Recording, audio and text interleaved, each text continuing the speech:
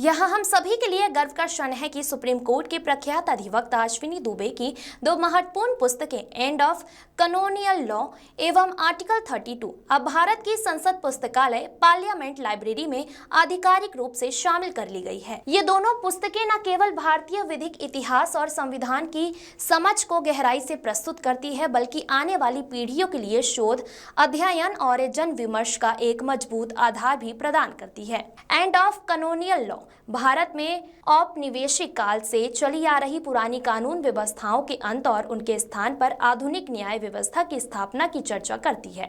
वहीं आर्टिकल 32 भारतीय नागरिकों के मौलिक अधिकारों की रक्षा के लिए दिए गए इस शक्तिशाली संवैधानिक प्रावधान का विश्लेषणात्मक विवरण प्रस्तुत करती है।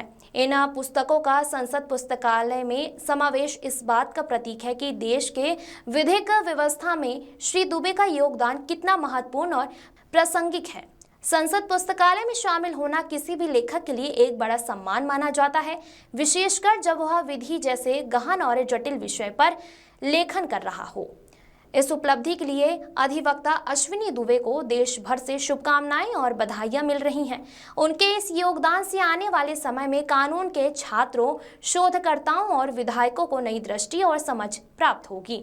यह उपलब्धि विधिक लेखन और संविधान अध्ययन के क्षेत्र में एक प्रेरणादायी उदाहरण है।